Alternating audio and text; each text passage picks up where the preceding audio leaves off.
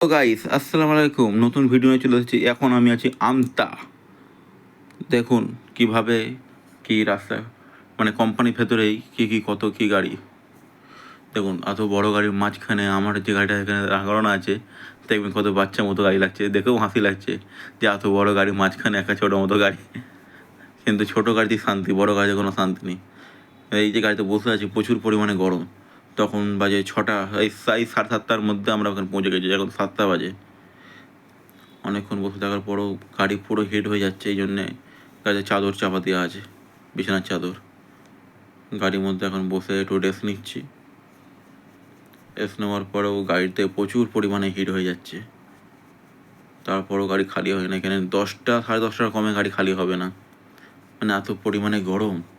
আর যা রোদ্দুর, এই দিকটাতে ছাওয়া আছে, এই জন্য হালকাভাবে দাঁড়িয়ে আছি। কখন আসবে, কখন খালি করতে বলে দেখি।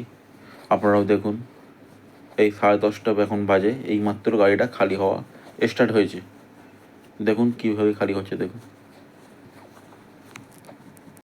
ਖੜੀ ਮੇਰੀ ਥਾਣੇ ਦੇ ਵਿੱਚ ਬਦਲੇ ਤੇ ਮੈਂ ਤੋ ਲੈਣਾ ਨੀ ਮੈਂ ਡਾਕੂ ਇੱਕ ਨੰਬਰ ਦਾ ਹਾਂ ਜਿਹੜੀ ਚੀਜ਼ ਤੇ ਅੱਖਿਓ ਖੋ ਲੈਣਾ ਨੀ ਮੈਂ ਡਾਕੂ ਇੱਕ ਨੰਬਰ ਦਾ ਹਾਂ ਜਿਹੜੀ ਚੀਜ਼ ਤੇ ਅੱਖਿਓ ਖੋ ਲੈਣਾ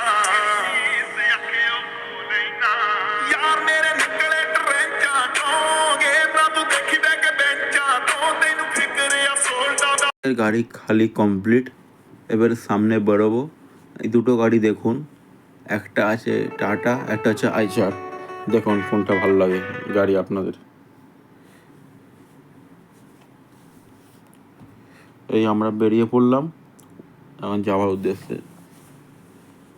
দেখুন আর একটা লোড নেবো, লোড নিয়ে যাব, ওইটাও আপনাদের দেখাবো কোথায় লোড নিয়ে যাই। দেখুন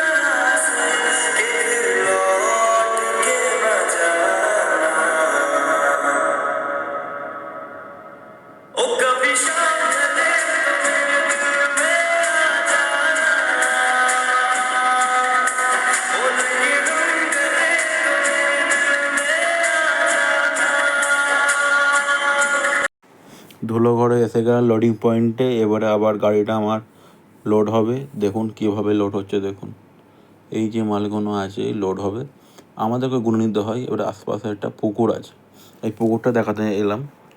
দেখুন পুকুরটা খুবই ভালো লাগে গরমের মধ্যে, কিন্তু এত গরমের মধ্যে অবস্থা খুবই খারাপ।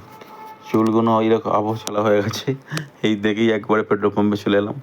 ভিডিও করার ইচ্ছা নেই, তাও ভিডিও করছি, কেন এত মানে গরমের মধ্যে। এখন তেল ভরা হয়ে গেছে, চলুন বেরোনো যাক। পৌঁছে গেলাম চুচুড়া আলুর ক্লাস্টারের ভেতরেই ইলেকট্রিক একটা মানে পাইকারি রেটের যারা বিক্রি করে তাদের এখানে এসে গেলাম। তারা মালগুলো নিয়ে তারা সেল করবে। দেখুন কীভাবে গাড়ি খালি হচ্ছে। এই কটা বক্সের জন্যে 670 টাকা আমাদের কাছ থেকে নিয়েছে। যেহেতু আমাদের কাছ থেকে দিতে হয়নি, ওটা গাড়ির যে ভাড়া আমাদের দিয়েছিল সেই পার্টি দিয়েছে। খালি আমরা এটাই ভাবি যে আমরা গাড়ি চালিয়ে এত পাই না, যেহেতু নিজেদের গাড়ি অসুবিধা হয় না, নিজেরা চালাই, এই জন্য পড়তে হয়। নাহলে বাইরের ড্রাইভারকে দিয়ে এই মুহূর্তে পড়তে হওয়ার কথা না। যারা গাড়ি কিনবেন ভাবছেন, কিন্তু গাড়ি কেনা সোজা, লোডিং পাওয়া আর অপরকে ড্রাইভারকে দিয়ে চালালে আপনার কোনো কিছুই বাঁচবে না, কেন অবস্থা খুবই মানে খারাপ হয়ে যাবে। কেন এই গাড়িটার 18-20 হাজার টাকা কিস্তি আছে, আপনি কিছু হোক না হোক কিস্তিটা আপনাকে দিতে হবে। দেখুন ভিউটা হেভি লাগছে। আম গাছটা কিন্তু অন্য জায়গায়, মানে অপরের জায়গা, কিন্তু আবার ডালপালাগুলো আবার এই পাড়ে চলে এসেছে। মানে এমন অবস্থা হয়ে গেছে, গোড়া ওদের, হাম পাবে অন্য একজন। দেখো হাসি পাচ্ছে। দেখুন, লাইক শেয়ার কমেন্ট করুন।